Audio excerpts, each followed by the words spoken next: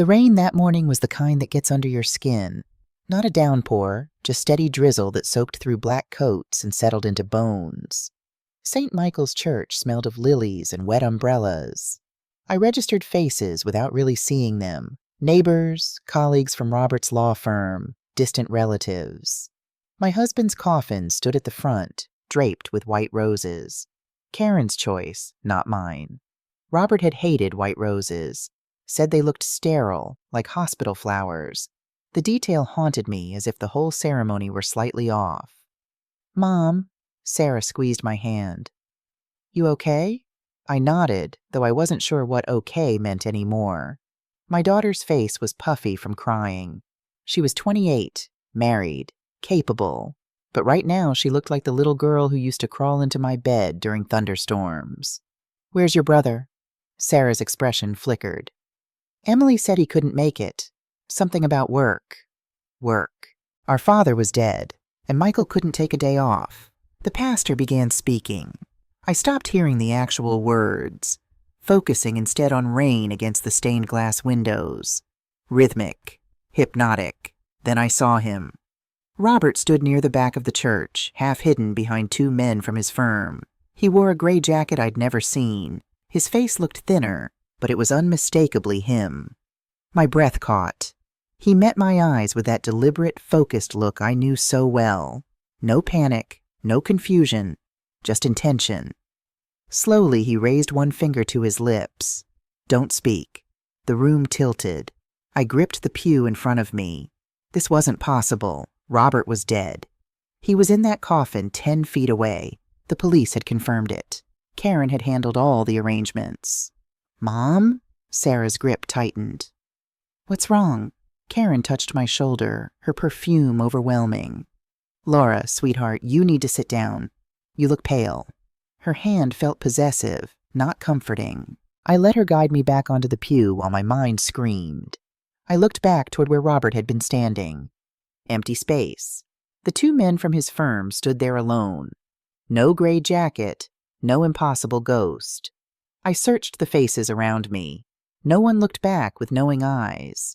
Maybe grief had finally cracked something inside me, but I didn't believe that. I'd seen him. I knew I'd seen him. The service ended in a blur of condolences. He was a good man. He'll be missed. Sarah stayed close, one arm linked through mine. Her husband Daniel hovered nearby with that polite, professional smile, but his eyes kept tracking me, calculating something. "Laura!" Karen appeared as we moved toward the exit. "You shouldn't drive yourself home. Come with me. Daniel can take Sarah." It wasn't a suggestion. "I'll be fine," I said. "I just need some time alone." Karen's eyes narrowed, then softened. "Of course, darling. Just don't isolate yourself. Grief does strange things to people." She patted my arm and walked away, her black umbrella tilting like a shield. Outside, I stood under the church awning, pretending to fix my coat while people dispersed. I pulled out my phone. One new message. Unknown number. Run. They're watching us. The words hit me like cold water. I read them again. They're watching us. Not you. Us. Whoever sent this was including themselves with me. The message had come in 1 minute ago. I looked up slowly. A black SUV sat parked across the street. Tinted windows. Engine running. Headlights pointed directly at me. My stomach tightened. Karen and Daniel stood near the church entrance, talking. As I watched, Karen glanced in my direction. Daniel said something, and she nodded, slipping her phone back into her coat pocket. It felt choreographed.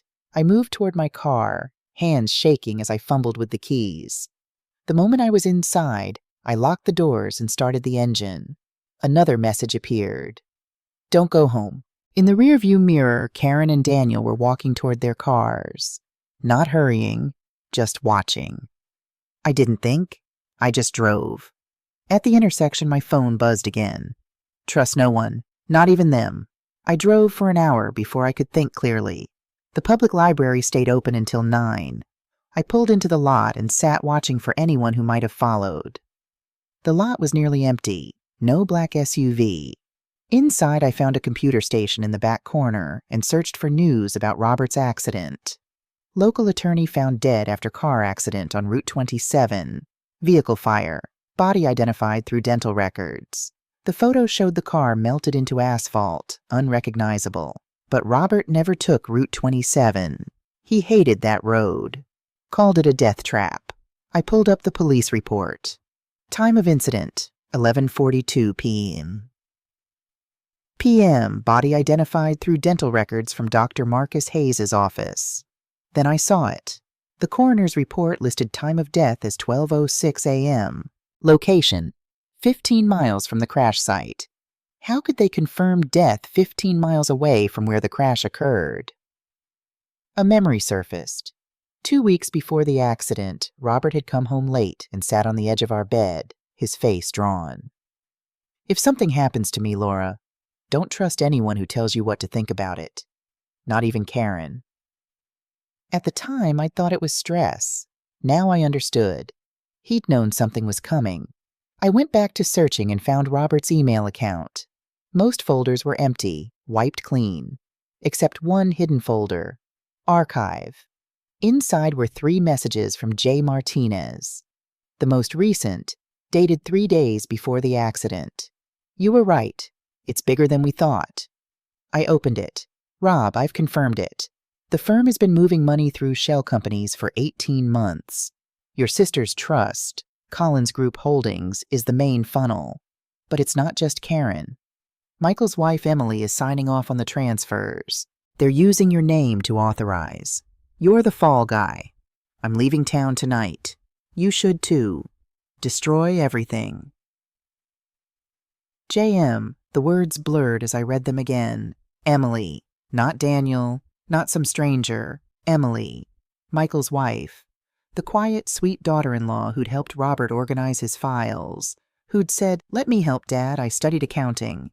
She'd been embezzling from his firm the entire time. I sat in the library parking lot until my legs went numb. Then I drove to a convenience store 3 towns over and bought a prepaid phone with cash. I needed confirmation about those dental records. I dialed Dr. Marcus Hayes' office. After hours, but maybe I'd get lucky. The answering machine clicked on. I left a message. Dr. Hayes, this is Laura Anderson. I need to speak with you about dental records sent to the coroner for my husband, Robert Anderson. Please call me back at this number. It's urgent. Then I found a cheap motel off Highway 27 West, paid cash, and locked myself inside.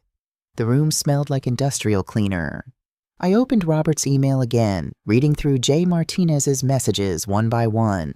A colleague investigating the embezzlement. Someone who'd warned Robert to run. The prepaid phone rang at 10 p.m. Mrs. Anderson, this is Dr. Marcus Hayes. Relief flooded through me. Dr. Hayes, thank you for calling back. I need to ask about the dental records you sent to the coroner for my husband. Pause. Mrs. Anderson, I didn't send any dental records to the coroner. The room tilted. Someone accessed Robert's file remotely 2 days before the accident, he continued. The access came from an IP address I didn't recognize. I'm filing a police report. My mouth was dry. Dr. Hayes, could someone use those records to identify a different body? Longer pause.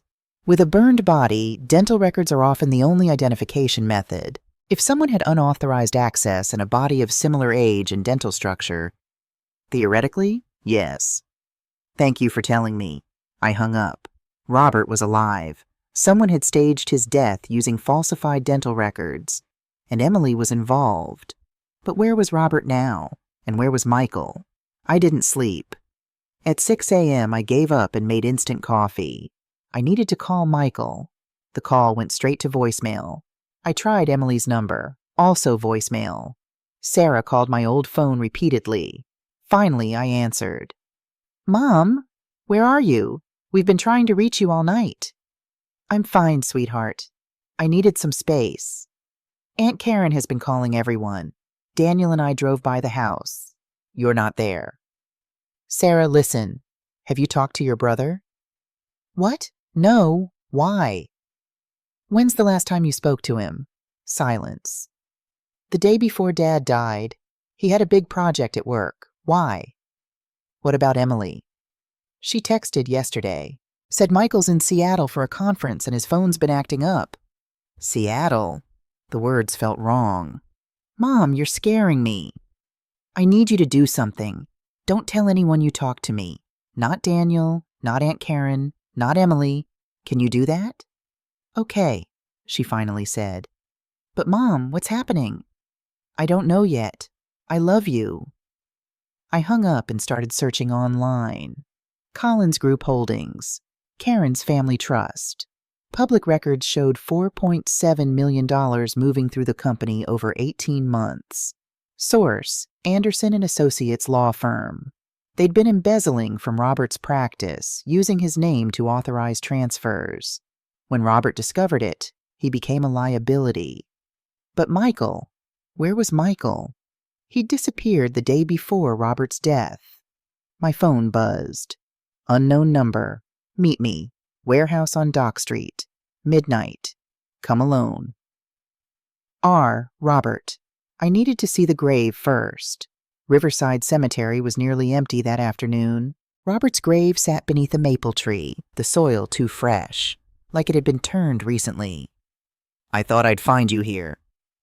Karen stood 10 feet away in a black coat carrying white roses. You've been hard to reach. People are worried. I needed time alone. Of course. She placed the roses on the grave. Grief makes us see patterns where there aren't any. I stood slowly. What kind of patterns? You tell me. You're the one asking strange questions. Her smile was kind, but her eyes were cold. Who's in this grave, Laura? Is it strange? Robert hated white roses. You chose them anyway. He wanted cremation. You buried him. Nothing about this was what he wanted. Grief is making you paranoid. I talked to Dr. Hayes. Someone accessed Robert's dental records illegally 2 days before the accident. Karen's eyes hardened. You should stop digging into things you don't understand. For your own good. For Sarah's good. Is that a threat? She stepped closer. It's advice. Robert got involved in things he couldn't handle. You mean your embezzlement scheme? Collins Group Holdings? The $4.7 million you stole? Karen's smile vanished. You stupid woman. You think you figured something out? I know you used Emily to steal from Robert. I know you used his name, and when he found out, you made him disappear. Robert was weak. Venom dripped from her words. He was going to destroy everything I built. I did what I had to do. Where is my son? Karen laughed, sharp and bitter. Ask your husband. Oh, wait, you can't. He's dead. She turned and walked away. I stood there, heart pounding, staring at the lie carved in stone. My phone buzzed. Meet me. Warehouse on Dock Street. Midnight. Come alone. I got in my car and drove toward the docks. I didn't go straight to the warehouse. That would have been stupid. Instead, I stopped at the motel and wrote everything down. Every detail, every email, every inconsistency in the police report. I sealed it in an envelope and left it with the desk clerk, along with $50 cash. If I don't come back by 2 a.m., I told him, give this to the police. He looked at the envelope, then at me. You in some kind of trouble, lady? I hope not. I also sent a coded message to Sarah. Remember where Dad proposed? I'm at the place he worked on the harbor case. She'd understand. Robert had proposed at the aquarium, and his first big case as a young lawyer involved dock workers' rights at the shipping yard. If something happened to me, Sarah would know where to look. The warehouse on Dock Street sat at the edge of the industrial district, surrounded by abandoned buildings and empty lots. At 11:30 p.m., the area was dead. No cars, no people, just the sound of water lapping against the docks and the distant hum of the highway. One light burned inside the warehouse, visible through grimy windows. I parked a block away and walked, pepper spray in one pocket, phone recording in the other. The warehouse door was unlocked. I pushed it open slowly. Laura. The voice came from the shadows. Then Robert stepped into the light. He looked different, thinner. A beard covered his jaw. His clothes were worn like he'd been wearing them for days, but his eyes, those were the same. Sharp, focused, alive. For a moment, we just stared at each other. Prove you're real, I said. He smiled faintly. Our first date.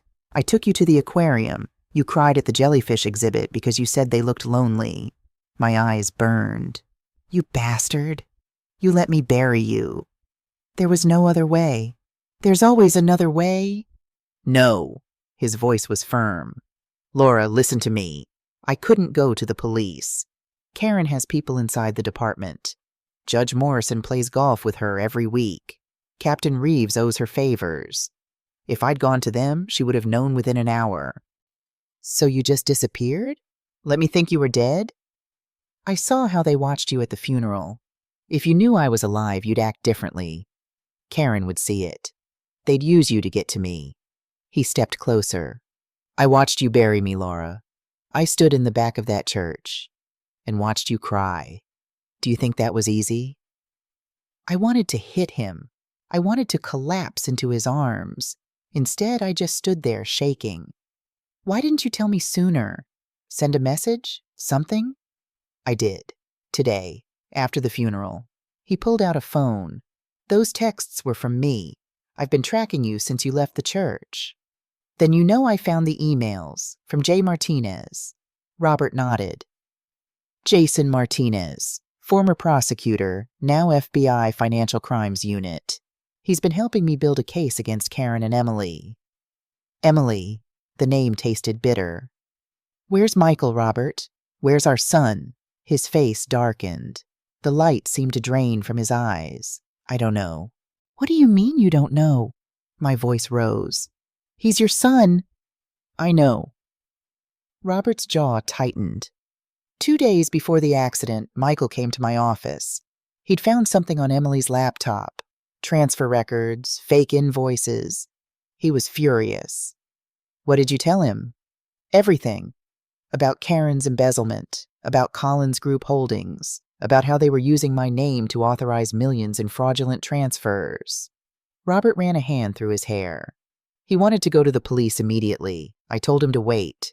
Said we needed more evidence, more time. And? He stormed out. Said he was going to confront Emily himself. I tried to stop him, but Robert's voice cracked. That was the last time I saw him. The next day, his car was found abandoned at Riverside Park. No signs of struggle, no blood, nothing. My legs felt weak. I found a crate and sat down hard. The police ruled it voluntary disappearance, Robert continued. Said he was under stress, probably needed time away, but I knew they'd gotten to him. Emily? Or Karen? Or both? He knelt in front of me. Laura, I think they took him. I think they're holding him somewhere to keep him quiet. Or... He couldn't finish the sentence. Or they killed him. The words came out flat, empty. I don't know. I've been trying to find out, but they're too careful. No paper trail. No communication I can intercept. Jason's been helping, but why should I trust Jason Martinez? I interrupted. How do I know he's really FBI? How do I know this isn't all some elaborate trap? Robert pulled out his phone and showed me a badge photo. Jason Martinez, Special Agent, FBI Financial Crimes Division. Then he opened an email thread between Jason and someone at FBI headquarters discussing Operation Harbor, the investigation into Anderson and Associates. He's real, Robert said, and he's risking his career to help us. This case involves Russian organized crime. The Volkov family. That's why we had to be so careful. The Volkov family? The name meant nothing to me. They're the ones Karen borrowed money from. $2 million 3 years ago. She used the firm as collateral. When she couldn't pay them back, they forced her to start laundering their money through our practice. That's what Emily was really doing. Not just embezzlement. Money laundering for the Russian mob. The pieces clicked into place with horrible clarity. And when you found out, I became a liability. Karen couldn't risk me going to the authorities, so she made a deal with the Volkovs. Stage my death, blame the missing money on me, and they'd write off her debt. But you escaped. With Jason's help. We found a body. Homeless man, no family, died of natural causes. Similar age and build. We staged the accident and switched the dental records. He touched my face. I wanted to tell you. Every day. But if they suspected you knew, they'd kill me too. I finished the thought. And Sarah. Robert nodded. So what's the plan? We can't just hide forever. We need to find Michael. And we need enough evidence to bring down Karen, Emily, and their Volkov connection all at once. Jason thinks we're close, but we need something concrete, something that directly ties them to Michael's disappearance. I thought about the envelope I'd left at the motel, about Karen's cold eyes at the cemetery, about Emily's fake smiles across family dinners. I'm going back, I said. What? Karen invited me to stay with her, said I shouldn't be alone. I'm going to accept. Laura, no, that's too dangerous. She has files, records, something that can lead us to Michael. You said it yourself. There's no paper trail you can find from the outside, so I'll find it from the inside.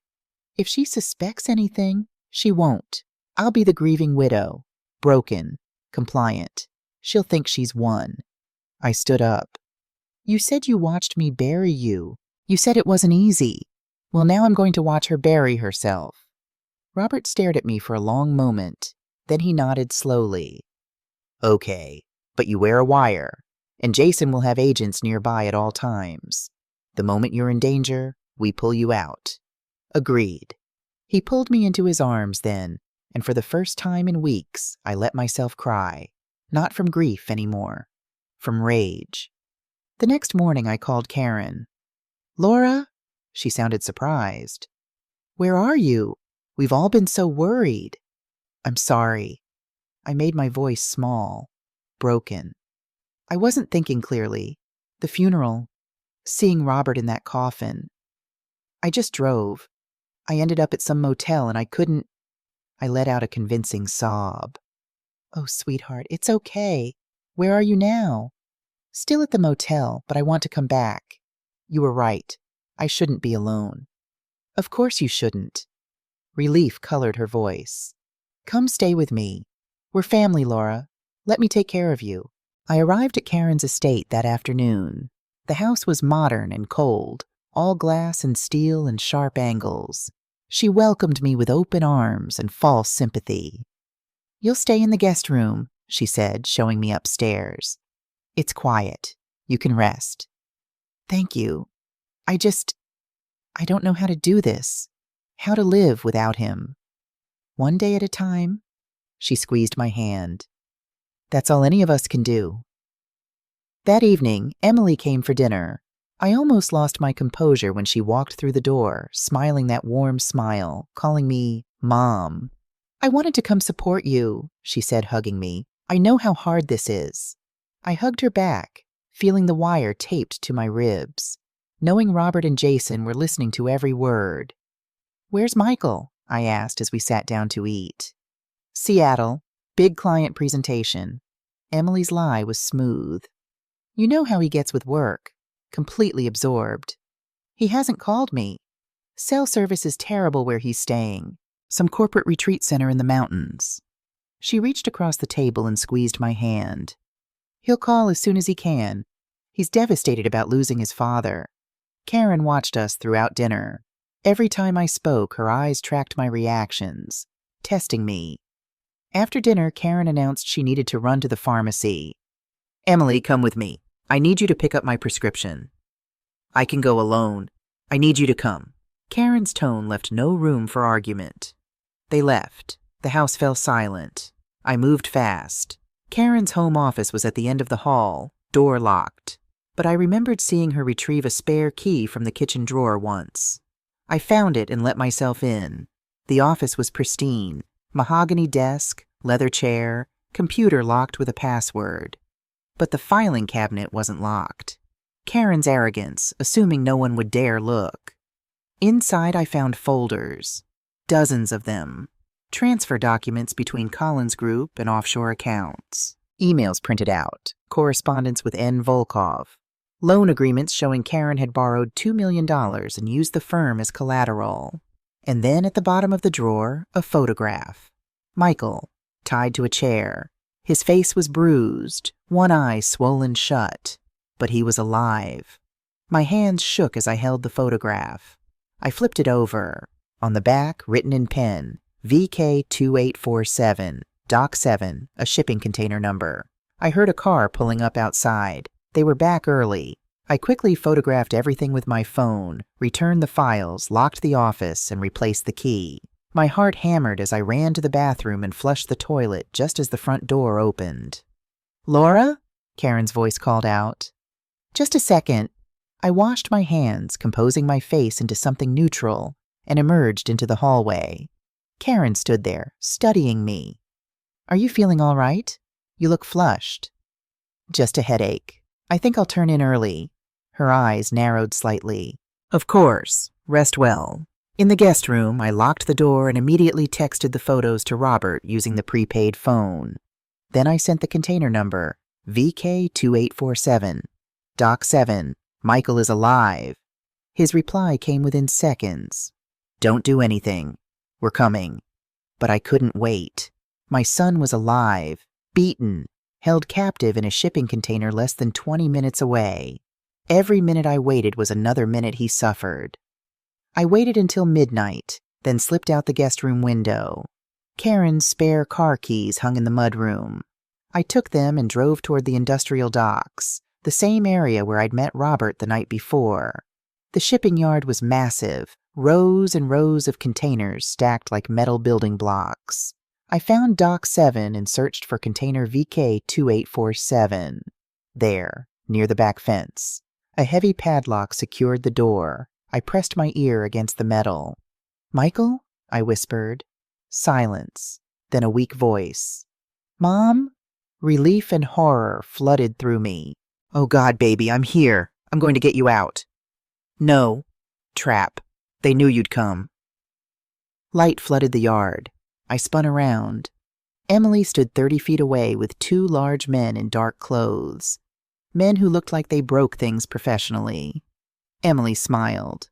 "Hello, Laura. I was wondering when you'd show up." "Let him go," I said, trying to keep my voice steady. "This is between you and me." Emily laughed. "Is it? Did you really think a random accountant would marry into your family by chance?" She walked closer, her face transforming from sweet daughter-in-law to something cold and calculating. "My Uncle Nikolai needed someone inside Anderson and Associates. Your firm handles half the real estate transactions in this city." "Perfect for washing money. Michael was my assignment." She shrugged. "Fall in love, get married, get access. It was almost too easy." "You never loved him." "I did my job. Michael made it convenient. Desperate for approval, desperate to be seen. Pathetic, really." From inside the container, Michael shouted, "Emily, please, we can fix this." "There's nothing to fix." Emily's voice was ice. "You were always just a means to an end." I lunged at her. One of the men grabbed me, arms like steel cables pinning mine behind my back. "You know what's funny?" Emily circled me like a predator. "Robert thought he was so clever, faking his death. But we knew. We always knew." My blood went cold. "What?" "Karen figured it out the day after the funeral. The body was the wrong weight, wrong height, if you looked at the autopsy report closely." Emily smiled. "But she didn't tell us to find Robert. She told us to watch you." "Why?" "Because she knew Robert couldn't stay away. Eventually he'd contact you. And tonight, when you snuck out of Karen's house?"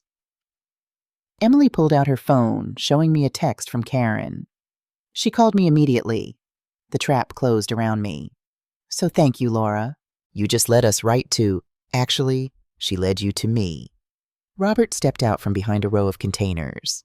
Behind him came Jason Martinez and 6 FBI agents in tactical gear, weapons drawn. "Did you really think I'd let Laura come alone?" Robert's voice was cold. "We've been tracking your communications for weeks. Every call to Volkov, every transfer." Jason held up his badge. "Emily Volkov, you're under arrest for money laundering, conspiracy to commit fraud, kidnapping, and racketeering. You have the right to remain silent."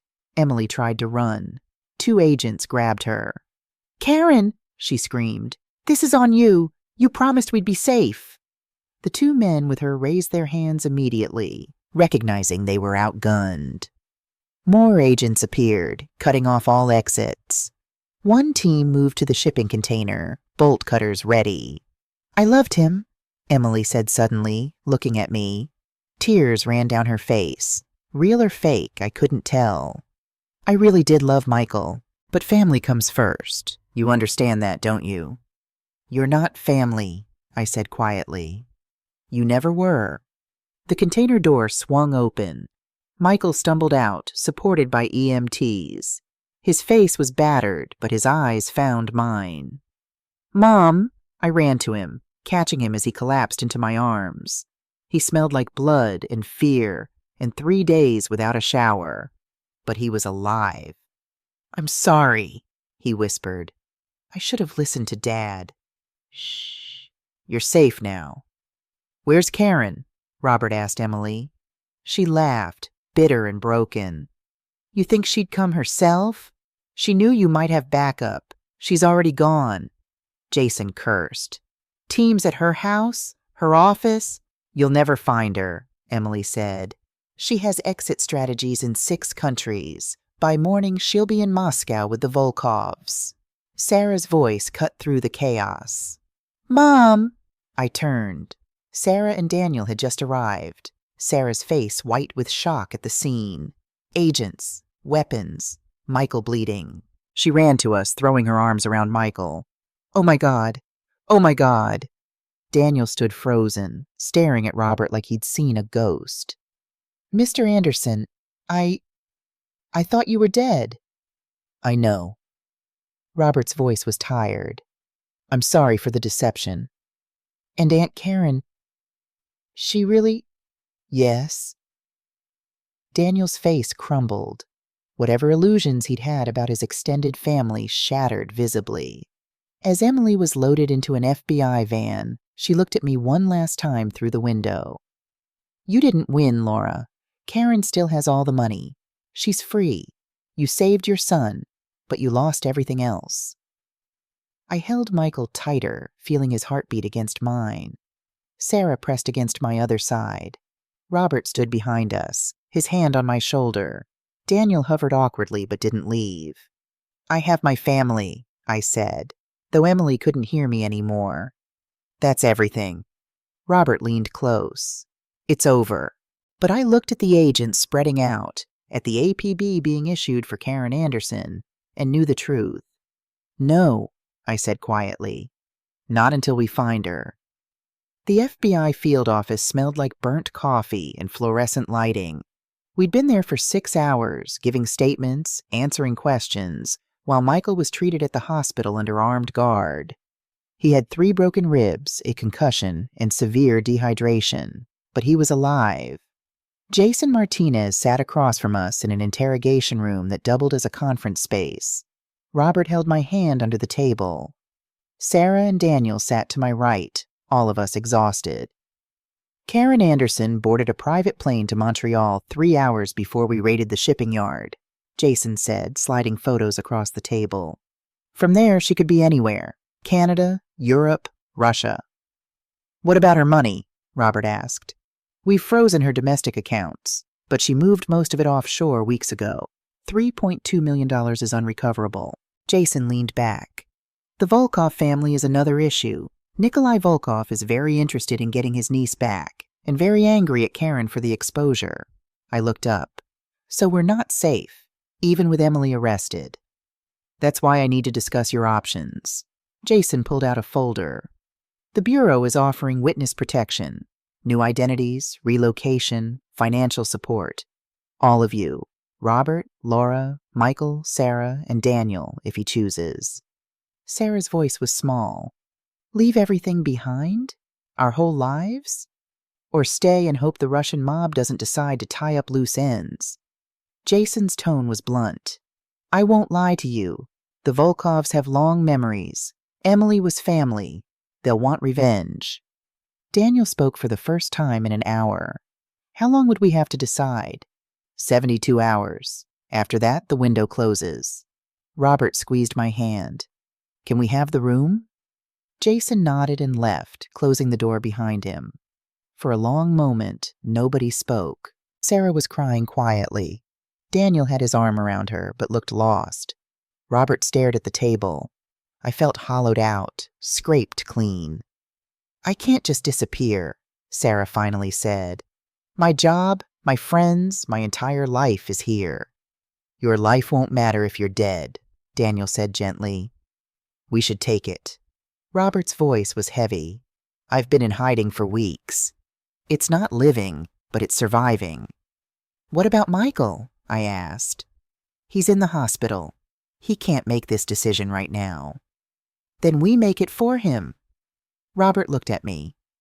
"Laura, what do you think?"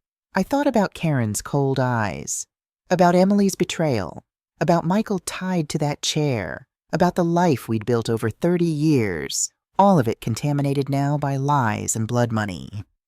"I think," I said slowly, "that I want to talk to our son first."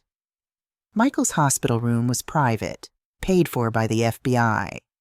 An agent stood outside the door. Inside, my son looked small in the hospital bed, bandages wrapped around his ribs, an IV in his arm. But his eyes were clear when I entered. "Hey, Mom." I pulled a chair close and took his hand. For a moment, I just looked at him, really looked. When had he grown up? When had the baby I'd nursed become this man with bruises on his face and betrayal in his eyes? "How are you feeling?" "Like I got hit by a truck." He tried to smile. "Turns out being held hostage isn't great for your health." "Michael." I knew. The words came out in a rush. "About Emily. I knew for months." I went still. I found a text on her phone from someone named N, talking about the operation and the family. I confronted her. His voice cracked. She cried, said it was about her family's business back in Russia, nothing illegal. She was so convincing, Mom, and I wanted to believe her. So I did. "Oh, sweetheart. Dad warned me. He said that woman will destroy you. I called him paranoid. I chose her over him." Tears ran down Michael's face. "And now Dad's dead. I mean, he was supposed to be dead, and it's my fault because if I'd just listened." "Stop." I gripped his hand tighter. "Michael, look at me. You didn't cause this. Karen did. Emily did. The Volkovs did. You were a victim. But I brought her into our family. And she lied to all of us. That's on her, not you." He closed his eyes. Do you think I'll ever be able to trust anyone again?" The question broke my heart because I didn't have an answer. Sarah and Daniel came in then, followed by Robert. For a few minutes, we were just a family in a hospital room, grateful to be together and whole. Then Jason knocked and entered with papers. "I need your decisions," he said. "Witness protection. Yes or no?" We looked at each other. Sarah bit her lip. Daniel stared at the floor. Michael's expression was unreadable. Robert waited for me to speak. "No," I said. Everyone turned. "We're not running." I stood up. "Karen wants us to hide, to disappear, to let her win. I won't give her that satisfaction." "Laura," Robert started. "How long?" I asked Jason. "How long until the trial? Until Emily testifies?" 4 to 6 months. "And once she testifies, once the Volkov connection is exposed in court, they'll be too busy dealing with federal prosecution to worry about revenge, right?" Jason hesitated. "Theoretically, but then we stay, we testify, we see this through." I looked at my family. "Together." Sarah wiped her eyes. "I'm with Mom." Michael nodded slowly. "Me too." Daniel cleared his throat. "If Sarah stays, I stay." Robert was quiet for a long moment. Then he smiled. Really smiled for the first time in weeks. "You're terrifying when you're determined, you know that?" I learned from the best. 3 days later, I was back at the motel. The FBI had set me up with protection, an agent in the parking lot, cameras in the room. But I needed to be accessible. If Karen was going to make contact, she'd do it when I was alone. I was right. The call came at 11 p.m. Unknown number. "Hello?" "Hello, Laura." Karen's voice was smooth, controlled, like she was commenting on the weather. I signaled to the agent monitoring me. He immediately started the trace. "Karen, where are you?" "Somewhere you'll never find me. Living quite comfortably, actually." "What do you want?" "To tell you that you've won nothing." Her voice hardened. "I'm free. I'm rich. And you? You're about to spend the rest of your life looking over your shoulder." "I'd rather look over my shoulder than be the monster in the mirror." She laughed. "Still so self-righteous. That's why Robert loved you, and why he always needed me to handle the difficult decisions."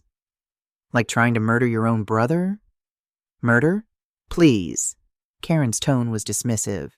"I gave him an out. Fake his death, disappear, stay quiet.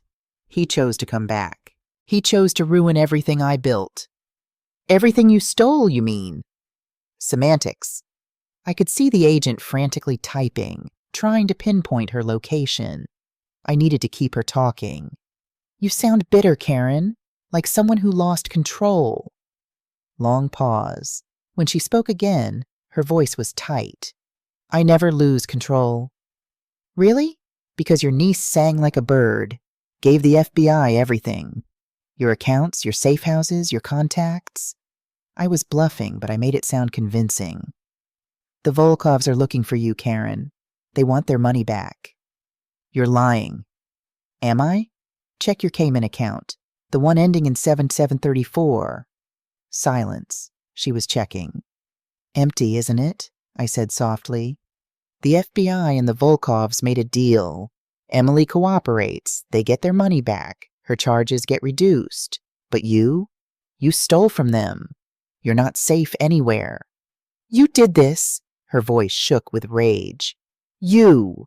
No. You did this the moment you chose money over family."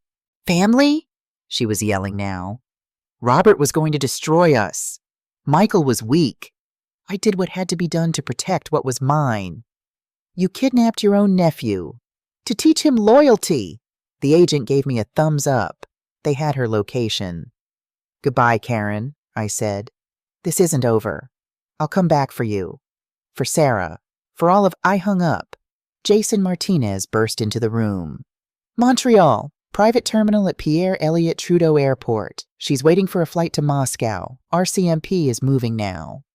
Karen's POV shifted to the television screen in front of us. The FBI had patched into the security cameras at the Montreal airport. Karen sat in a private terminal lounge, perfectly composed in an expensive coat. Her luggage sat beside her, probably packed with cash and fake passports. She checked her phone, and I could imagine her face when she saw the empty account balance. Royal Canadian Mounted Police entered the terminal in force.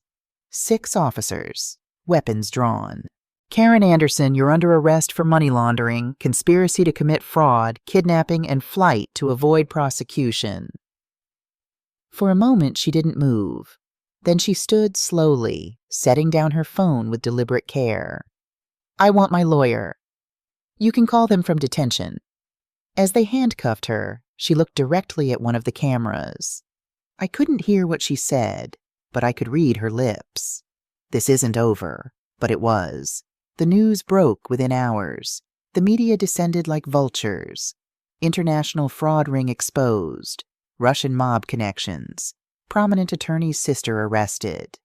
They still called Robert deceased in the early reports. That would change once he testified.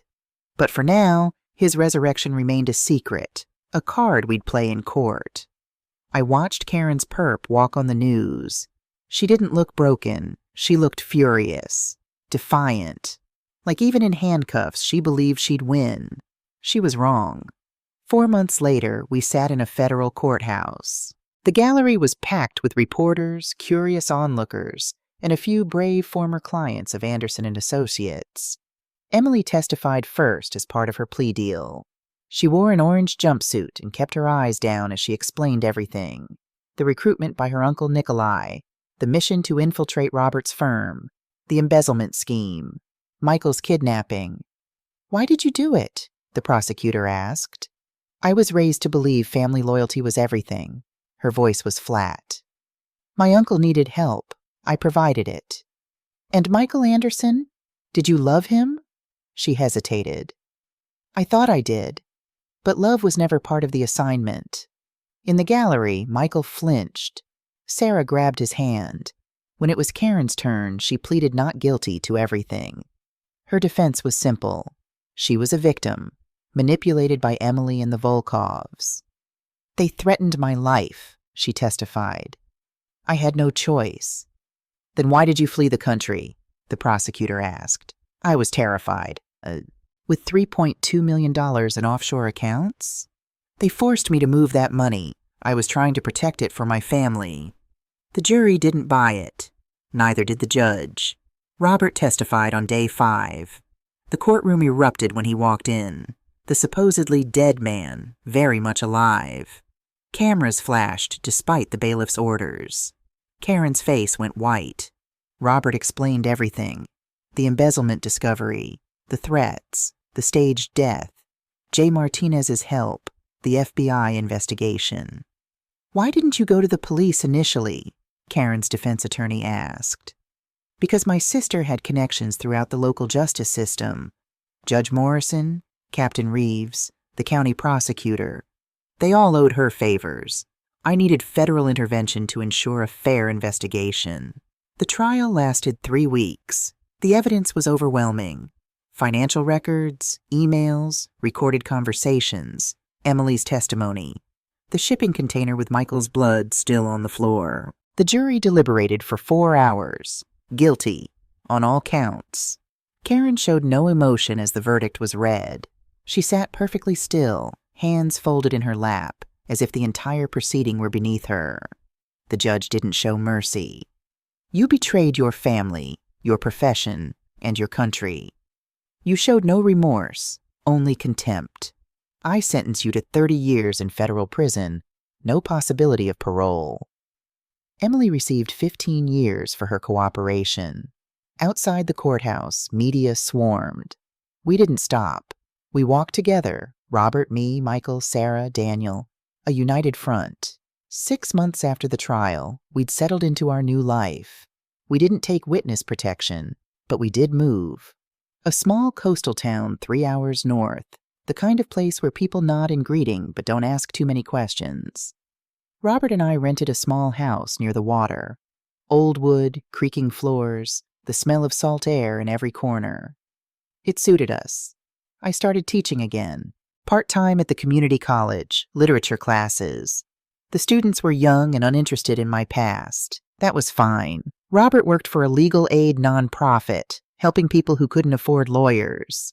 He said it felt like penance, but I knew it was more than that. It was him remembering why he'd become a lawyer in the first place. Michael lived nearby in a small apartment. He was seeing a therapist twice a week and working remotely as a software consultant. The divorce from Emily had been finalized quickly, annulment based on fraud. Some days were better than others, but he was healing. Sarah and Daniel had moved to the same town.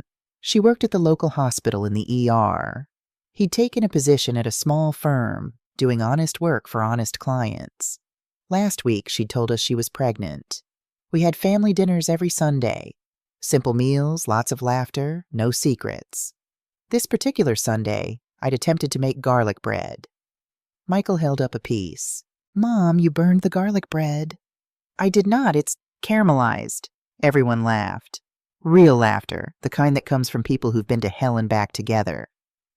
After dinner, Robert stood with his wine glass. I want to say something. The table quieted. A year ago, I made the hardest decision of my life. To fake my death, leave my family, and fight from the shadows. He looked at me. I thought I was protecting you, but really I was underestimating you. Laura, you saved us. You saved Michael. You were braver than I ever was. I felt my eyes burning. I had good motivation. Michael, Sarah, I'm sorry for what you went through. What we all went through. He paused. But I'm grateful, because it showed me what actually matters. Not money, not career, not even safety. Family, truth, and second chances. He raised his glass. To second chances. We all clinked glasses, the sound like small bells ringing. Later, Robert and I walked along the beach. The sun was setting, painting the sky in shades of orange and pink. We didn't hold hands, we'd never been that couple, but we walked close, our shoulders touching. "Do you ever think about what would have happened if I hadn't seen you that day?" I asked. "At the funeral?" "All the time. You said the truth has a shape. I just followed it." He smiled. "And it led you back. The tide crept in, cold water reaching my shoes. I didn't move. The cold felt grounding, a reminder that we were still here, still real. That night I wrote in my journal for the first time in months. It's been a year since the trial. Karen is in federal prison in West Virginia. Emily is in Texas. They'll likely never see each other again. Michael is doing better. He smiles more. Last week, he mentioned a woman he met at a coffee shop. He blushed when he talked about her. Progress. Sarah is pregnant. 3 months. She cries every time she mentions it. Happy tears. Daniel is already building a nursery. Robert and I are us. Different than before, but still us. We talk more now. We don't take anything for granted. Sometimes I think about that day at the funeral, how I saw him in the crowd and thought I was going crazy. Turns out I was the sanest person there. Another Sunday dinner. Another gathering. But this time, there was a new face at the table. Sarah's daughter Emma was 3 months old. She slept in a bassinet near the table while we ate, occasionally making small sounds that stopped all conversation. Michael brought a date. Her name was Claire, and she worked at the bookstore downtown. She knew everything about Emily, the trial, the kidnapping. She'd looked at Michael on their second date and said, "That's a lot of trauma. Are you getting help?" When he said yes, she'd nodded. "Good. Want to get coffee again?" I liked her immediately. "Claire's teaching me to cook," Michael announced. "Real cooking, not just microwave stuff." "Should we invest in fire insurance?" Sarah teased. "Definitely," Daniel agreed. More laughter. Emma woke up and started crying.